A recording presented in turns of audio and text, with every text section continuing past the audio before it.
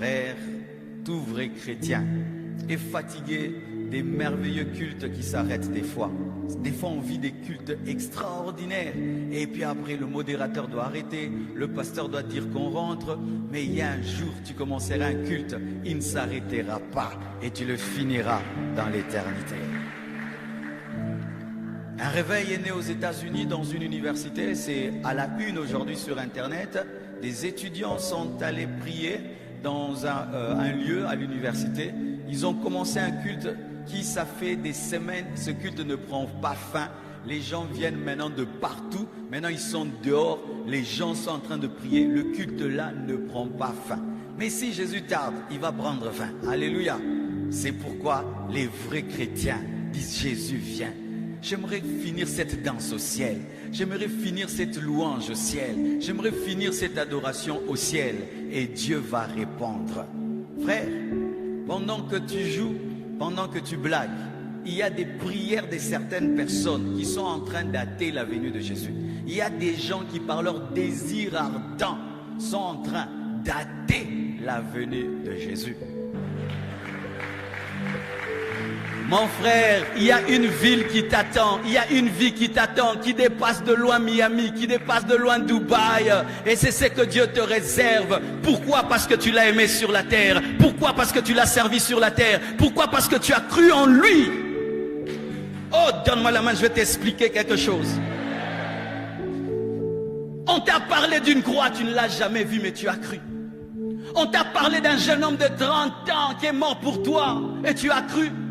On t'a parlé d'une ville, tu n'as même pas vu et tu as cru. Dieu va te récompenser parce que tu es formidable.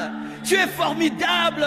Tu n'as pas vu, tu as cru. Et tu as pris des décisions qui t'ont changé totalement. Tu es merveilleux. Le Seigneur te prendra parce que ce qui ne se voit pas a changé ce qui se voit. Tu as abandonné ta belle copine pour Jésus que tu n'as jamais vu. Tu as abandonné un travail qui te donnait beaucoup d'argent pour un Jésus que tu ne vois pas. Jésus t'honorera. Un jour, l'invisible viendra te récompenser du fait que tu as bouleversé ta vie pour l'invisible. Un jour, tenez bon, persévérez, continuez, vous ne vous êtes pas trompés. Alléluia. Pourquoi il reviendra? Il reviendra parce que chaque fois que le mal grandit dans le monde, il doit juger et il doit frapper. Il y a un principe spirituel. Chaque fois que le péché de l'homme grandit, Dieu frappe. Mais Dieu attend toujours que le péché de l'homme atteigne son paroxysme. Mais sachez ceci, chaque fois que le péché grandit, Dieu juge. Quand le péché grandit dans la vie d'un homme, il te laisse, même dans ta propre vie, il te laisse, tu fais comme tu veux. Tu penses que tu es plus intelligent que tout le monde. Vous voyez, quand on pêche, on pense qu'on est plus malin que tout le monde. On cache, on est plus malin que tout le monde. On est hypocrite, on pense qu'on est plus malin. Tu n'es pas plus malin, c'est la grâce de Dieu seulement qui te garde. Le jour que Dieu va décider, au causoir. Alléluia. Oh oui frère, toi qui pêches, tu pêches et tu es sage dans le péché, intelligent dans le péché, tu es dans le péché et tu te trouves terrible. Je fais ceci, ils ne savent pas, je fais cela, ils cochent, je fais cela. Non, Dieu te voit, amen. Et les gens spirituels voient, mais Dieu leur dit laissez-les jusqu'à ce que. Sache ceci, ce n'est pas parce que tu pêches et que Dieu ne te touche pas qu'il ne te touchera pas. Il se prépare à bien te toucher. Pourquoi il y aura l'enlèvement? Parce que le péché grandit. Et comme le péché grandit, Dieu doit frapper au travers de la tribulation. Et regardez, lorsque le péché a grandi au temps de Noé, Dieu a envoyé le déluge. Lorsque le péché a atteint son paroxysme à Sodome et Gomorrhe, Dieu a envoyé le feu. Lorsque le péché a atteint son comble à Jéricho, Dieu a détruit Jéricho. Chaque fois que le mal atteint son niveau le plus élevé, Dieu frappe. Et pour l'humanité, nous sommes en train d'aller vers le sommet du mal. Aujourd'hui, l'homme veut créer des hommes. Il y a maintenant ce qu'on appelle l'utérus artificiel. Vous savez ça? Où maintenant on va commencer à prendre la sémence de l'homme, la sémence de la femme. On met dans un appareil et ça fait 3000 bébés, 4000 bébés. Des enfants sans père et sans mère parce qu'ils donnent la sémence mais les enfants ne peuvent pas retrouver leur parents. Aujourd'hui, l'homme peut devenir une femme, la femme peut devenir un homme. Il y a même certaines femmes qui ont été appelées Miss Univers. On a découvert que c'était un homme qui est devenu une femme. Aujourd'hui, un homme peut dire, je ne suis ni homme ni femme, je suis au milieu. Aujourd'hui, on peut dire qu'à partir de 12 ans, une femme peut coucher avec un papa de 60 ans. Il suffit que la loi accepte. Aujourd'hui, on impose dans certains pays les mariages homosexuels. Tu dois bénir 2 hommes, bénir 2 femmes. Tu ne le fais pas, tu vas en prison. Aujourd'hui, il y a certains endroits, tu oses dire la vérité, tu te retrouves en prison. Le mal est en train de grandir. On chasse Dieu des écoles, on chasse Dieu des universités, on chasse Dieu même de l'église. On empêche aux gens de dire la vérité de Dieu. De plus en plus, le mal est en train de grandir. Les hommes qui hier devaient se cacher sont en train de faire des marches pour leur droit, le droit du péché, le droit du péché. Aujourd'hui, tu touches à un pécheur, il te met en prison. Aujourd'hui, tu déranges la conscience d'un homme, tu finis en prison. Les hommes qui vivent dans la droiture sont anormaux. Les hommes qui pêchent deviennent normaux. Le péché est en train de croître. Voler, ça devient un sport. Qu'un voleur est fier.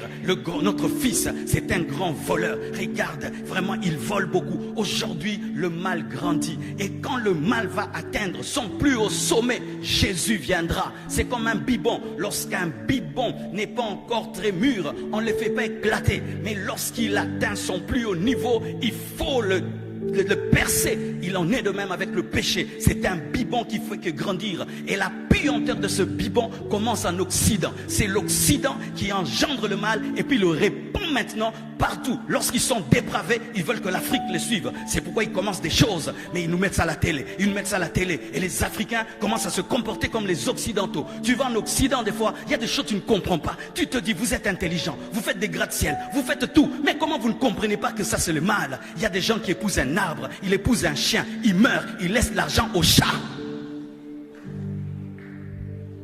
Alléluia. Ça ne va pas continuer, ça va s'arrêter. Et vous savez, on vient de donner une révélation qu'aujourd'hui dans ce monde, il y a assez d'armes nucléaires pour détruire la planète. La bombe qui a été lancée sur Hiroshima et Nagasaki n'est rien par rapport à la bombe que Poutine a, les bombes que les Coréens ont, la bombe que les Américains, même les Français ont. Aujourd'hui, si toutes les nations qui ont des armes nucléaires appuient sur le bouton, nous tous nous disparaissons. Mais Dieu ne permet pas que l'homme détruise la terre parce qu'il n'a pas créé la terre. C'est Dieu qui détruira la terre. C'est pourquoi ils attendent. Donne-moi la main que je te parle. C'est pourquoi on dit, ah, ils vont lancer. Poutine ne va pas lancer. S'il ose lancer, nous tous on meurt. Alléluia. Parce que le temps qu'il lance, les autres lancent et tout le monde meurt. Et Dieu ne permettra pas ça. Ils vont seulement se menacer. Je vais envoyer. Tous ceux qui font là, ils préparent la venue de l'Antichrist. Mais l'Antichrist, quand il viendra, il voudra détruire. Mais Dieu le détruira pour détruire parce que ce n'est pas sa maison. Ce n'est pas à toi de détruire ma maison. C'est moi qui la détruirai. C'est Dieu qui va rouler l'ancien ciel et l'ancienne terre. Ce n'est pas le diable, ce ne sont pas les hommes. Mais ce qui arrive au monde actuel, vous savez ce qui arrive? Nous sommes en train d'aller vers la destruction totale. Les familles sont détruites. Les enfants ne respectent pas les parents ne se respectent pas. Les gens divorcent, les gens font ce qu'ils veulent. Tu arrives en Europe, je suis à mon 7e mariage, je suis à mon 6e remariage, je suis à mon 10e remariage. Il n'y a que des familles récomposées. Celui-ci vient avec ses enfants, l'autre avec ses enfants, et l'autre avec ses anciens enfants, et puis les autres enfants. Donc c'est terrible maintenant. Et maintenant, il y a la mode de la femme forte maintenant. Femme forte, alléluia. Femme forte. Moi, je n'ai pas besoin d'un homme. Femme forte, masturbant. Femme forte, masturbatrice. Femme forte, moi je suis seule. Je n'ai pas besoin de mari. Moi-même, je vais travailler, je vais vivre. Mais tu te masturbes, ça tu n'as pas dit. Dieu a créé la femme pour l'homme, l'homme pour la femme. Arrêtez vos choses que vous ramassez sur Internet. Hein. Femme forte. Femmes, soyez soumises à vos maris. La femme a besoin d'un homme. L'homme est le chef de la femme. La fin des temps, les femmes veulent devenir les chefs des hommes. C'est le signe des temps de la fin. Mobalinde mokonzi. Mobalinde mokonzi. Mobalinde mokonzi. Alléluia. Et plus le péché grandit, plus cela irrite Dieu. Vous voyez, quand Dieu est allé pour visiter Abraham, il a dit, le péché est arrivé jusqu'à mes oreilles, le cri de Sodome et Gomorrhe est arrivé jusqu'à moi, je vais pour détruire, et je vous assure, il y a des anges qui sont prêts pour tout détruire. Mais Dieu dit, attendez, que ça atteigne son plus haut niveau. Pourquoi? Pour que l'homme ne dise pas que je ne lui ai pas donné le temps de changer. La patience de Dieu n'est pas une faiblesse, c'est un signe d'amour. La patience de Dieu n'est pas une faiblesse, c'est un signe de sagesse. Pour que l'homme ne dise pas, tu nous as frappé trop vite. Il va dire, je vous ai donné tout le temps, 2000 ans, je ne sais pas combien de temps, je vous ai donné le temps. Mais sachez que ce monde court à sa perte.